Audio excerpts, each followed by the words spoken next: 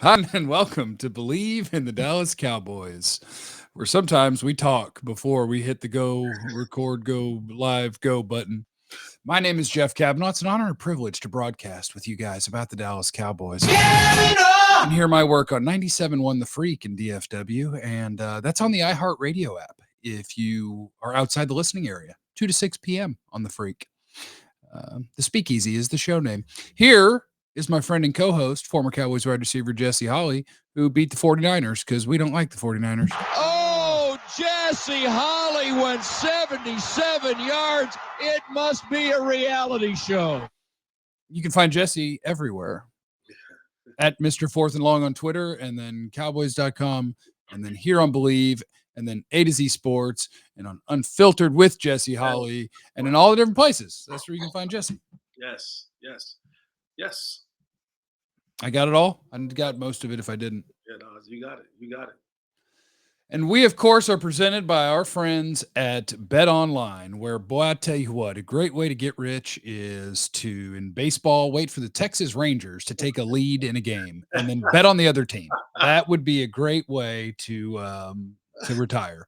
Latest odds, lines, matchup reports for every single sport. It's BetOnline, the fastest and easiest way to place your wagers, including live betting, favorite casino and card games that you can play right from your phone. Head to the website or use your mobile device to sign up today and get in on the action. Use the promo code BELIEVE, BLEAV, for your 50% welcome bonus on your first deposit. Bet online where the game starts. Bet on the Cowboys to beat the Giants. I haven't seen the spread. This is not a gambling show per se, but bet on the Cowboys to beat the Giants. Have fun. It'll be a good time. Hi, Jesse. How are you? It's good to see you. Hi. I'm well, man. I'm rested. Had a good Labor Day yesterday. Time off, and now, you know how we do, babe. It's time to rock and roll. Cowboy season is here, and for the next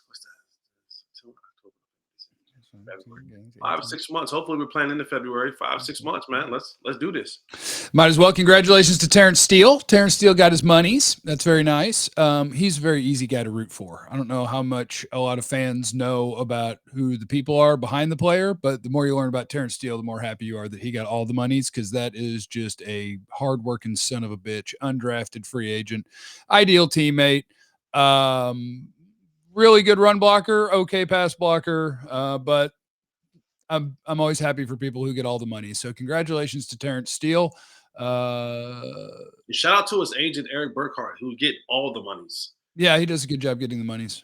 Eric's getting all the monies. I need to get a loan from him. Yeah. And I don't want to be negative about people who get their monies, but that is one of those where it's like, okay, you're okay, right tackle. That's where we want to throw a bunch of money when we got other stuff we need to be doing. But go ahead. But guys who don't, set the market, who are good starting NFL players, getting that locked down and knocked out and taken care of and not worried about on an offensive line that is running out of people. It makes sense. It's not something that's going to get a big reaction out of me, positive or negative, other than to say congratulations to the young man for getting his monies.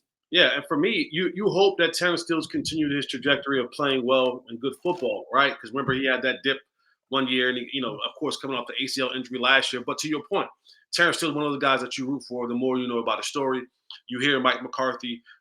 We both know Duke Manyweather, who's worked with all these offensive linemen in the DFW area. He does nothing but talk high things about Terence Steele. But this is the one where the Cowboys, we talk a lot about them not getting the deals done when they're supposed to get the deals done, and waiting and gambling and hoping that they can get an aftermarket deal or a clearance market deal, and it hadn't seemed to work out for them just yet. I think this is the one they got pretty good on the front end. I think when you look at the grand scheme of things and the money that's being involved into this situation for a right tackle in the National Football League, as the cap begins to go up, because there's going to be new TV money that comes along next year. And so if you can get this deal done now, what you now give yourself is you give yourself a clear understanding of, okay, we have a right tackle. We know what his numbers are. And like Zach Martin, a lot of those times when it comes time to pay Ceedee Lamb, Micah Parsons, Dak Prescott, you can now use that contract as one of those contracts where you can start flipping those contract switches and make more money available to the guys who really, really need to get played in this organization. So kudos to the Cowboys for kind of getting this one done on the front end and not waiting until Terence Steele now becomes an all-pro, after this season or this team makes it to the Super Bowl, and now his value goes up even more. And now you're paying the top premium price for a player who may not be top premium talent, but good enough to deserve a contract. And these are the guys that they get done. It's the guys who are no doubt are the guys that they end up getting kind of bent over by. Like when you have a number one wide receiver, the Ceedee Lamb thing should be done. Right. But he's going to want up at the top of the market, and they're like, I don't know now. But anybody that doesn't want that, they'll do your deal. Right. It's the most important guys that are no doubters that they'll be like, well, hold on now. You want all of them? Like, watch. Micah Parsons won't get done after this year. He'll be eligible for an extension after 3 years, and it won't get done because they'll be like, we've been talking, and he wants $35 million a year. And we're like, I don't know about all that. And then they'll end up paying him 60 2 years later. That's just kind of the way it goes. Weird because you look at Micah Parsons as the guy who finished third his rookie year, won Defensive Player of the Year. He finished third in Defensive Player of the Year running and won Rookie of the Year. Then last year, he was runner-up to Defensive Player of the Year. I mean, he's knocking on the door of Defensive Player. And as long as Nick Bosa stays home and keeps his holdout going, there's a really good chance that Micah might win it this year. And if he wins it after this year and you have to pay him and you wait to do that, I mean, you're asking yourself for trouble. And the same thing with Ceedee Lamb, who I think – just wait. I'm on your bandwagon. I don't think Ceedee's in the elite category right now. I think he's in the level. He's at the top of the next level, but he is knocking on the door. He is knocking on the door, and I think he's going to get in that conversation real soon once this season kicks off. Yeah. So they'll pay their $18 million players, but the $30 million players, they're going to wait, and they're going to wait, and they're going to wait because they're not getting a good enough bargain, and then they're going to pay 60. Get ready. It'd be great. Tyler Smith tweaked his hammy, which is about the worst thing that could happen for this team because it is the one place that they're going into this year and they aren't ready. Cowboys lose an offensive lineman. Jeffrey gets nervous because I don't know who's going in the game. Whichever name you throw at me, I feel terrible about it. And it's going to be scary for that one position, and you're going to have to try to help whoever the hell it is. So hopefully, apparently, Tyler Smith is going to get a little MRI today, but he tweaked him a little hammy. And I need him. I can't lose anybody on this offensive line. And if I do, it's time to start calling other teams and trading because the guys that you have on this roster that are depth, you don't want them playing NFL games. So this is the one thing that worries me this year. Last year, it was receivers, and that was true. They weren't good enough at it. This year, it is, my God, please, can you find one more offensive lineman that can play NFL football because I don't trust any of your depth. And I don't think they do either. I heard Jerry Jones acknowledge it today. He was just like, yeah, if I had to pick what's most concerning, it would be our O-line depth. And he said, but that's every team in the league. There's just not enough good ones. Well, by God, I'm scared. And I would assume he's going to play and he's going to be fine. But I just want to tell you that I'm afraid. Well, here's my thing. And I tweeted this out earlier. Our training camp worries are turning into our regular season nightmares. They really are. I mean, this is the one position where we all knew coming in training camp, leaving training camp, this was the one position that we could not afford an injury. And we all thought it would be a Smith, but we didn't think it was going to be Tyler Smith, right? You thought it was going to be Tyron, and that's still not out the water. We're still not out the clear on that just yet either. There's still the rest of the week that they have to practice in the game on Sunday. But you talk about the type of injury. Anytime you're dealing with feet, ankle, knee, hammy, hip, or back when it comes to an offensive lineman, especially one in the interior who has to anchor down. I mean, I don't know how many people have hurt their hamstring before, but when you got to put those toes in the ground and you got to anchor down, that thing shoots all the way up to the hamstring. So I don't know what grade this is of the hamstring. If you got to go get an MRI, that tells me that it's something that at least significant enough where they need to go and figure out what level of grading in. That worries me a little bit to go get an MRI on a hamstring. Sometimes you say, oh, got a little hammy. If it was just, oh, he got a hammy, we'll give him today off. We start practicing on Wednesday, game preparation. But when you got to go get the MRI and now you're really looking into how bad this thing is or is not, that worries me a little bit. But here I am. This is no hate from Jesse today. This is all positive. But this may be a blessing in disguise. Because now, if this hamstring is a significant time frame or a significant injury where he may miss some time or may be hampered in this game against the Giants, it forces the Joneses now to go and do what you just said, to go get some offensive line help. And when Tyler comes back, you keep that offensive line depth. So now that you have it on your team for the rest of the season, in the event that someone else gets hurt, whether that be another guard or a tackle. So the glass half full is now the Cowboys, where they may kind of was like, maybe we can get by a couple weeks without having to go pick somebody up off the street or trade for somebody and keep some draft capital. We may have to go trade for somebody. We may have to now go and get somebody off the street. And that may pay dividends down the line if you can keep a guy in your organization for the duration of the season, and you may need him later in the year. You're not going to get someone off the street who's super, super low caliber. I don't know. But this does worry me to have this injury to Tyler Smith. Or Jesse, we could have the TJ Bass experience, and it could turn out that TJ Bass is a Pro Bowler. Can Trey Lance play O-line? No? Okay. The good news about it is last night in my overreaction, somebody asked me, like, what would you, if he was going to miss the game, what would you think? And I was like, well, I'd probably pick the Giants to win. And I don't think that's true. But that would really kind of level the playing field for Cowboy opponents if your offensive line became – it would go from a Cowboys, just one guy. I think losing one guy takes it from a point of strength or kind of strength to a no doubt weakness. And the Giants got some dudes for you on the defensive line. Yes, sir. Thibodeau, Dexter Lawrence. The Giants are not punks on the D, like Leonard Williams.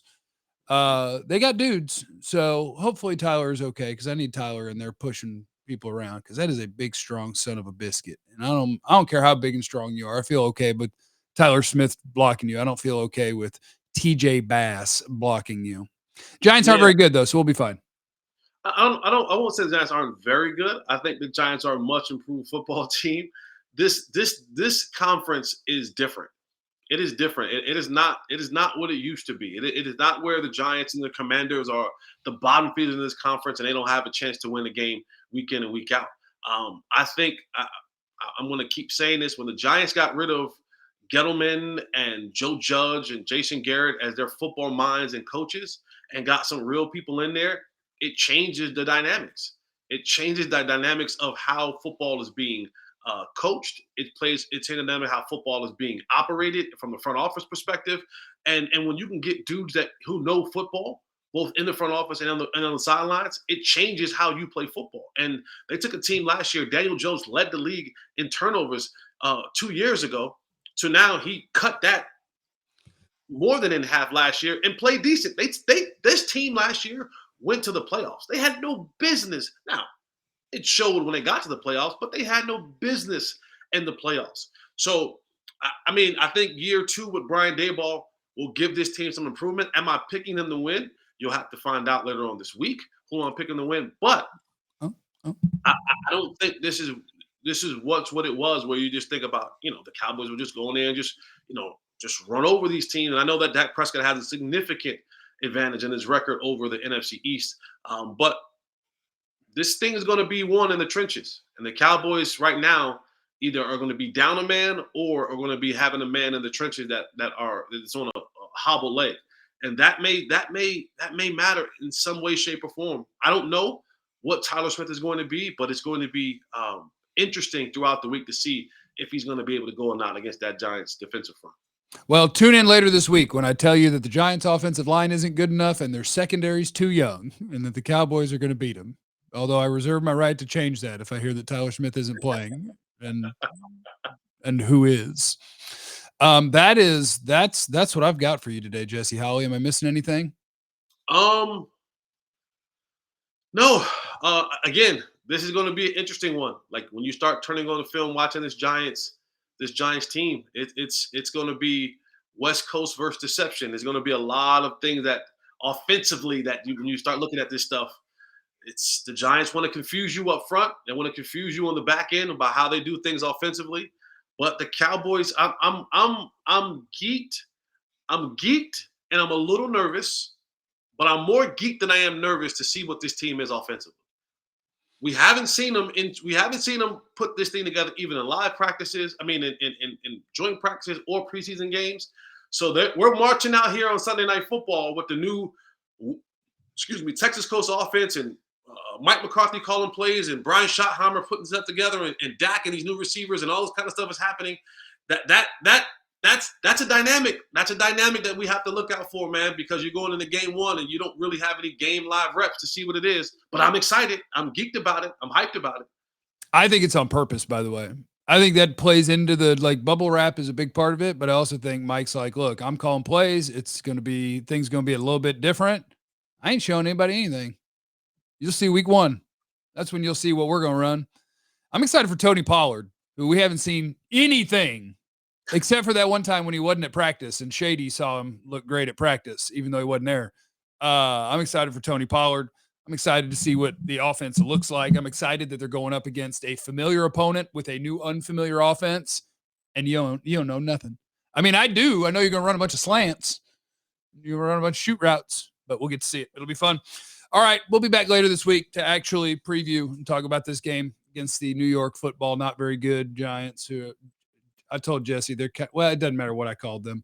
We'll worry about that later in the week. Thanks to our friends at BetOnline, and thanks to all of you for checking us out. Wherever you get your podcast, you can find this in audio form. You can go to youtube.com/Jeff Cavanaugh to find the video form. Visual is much better. What's that? Visual is much better. Visual is much better. Find Jesse on the YouTube. He's about to take over the world. We're going to kick ass and take names. Kicking ass. All right, remember, you have no idea what anyone's going through, so be cool to everyone. We love you. Be easy. Eliminate the contingencies.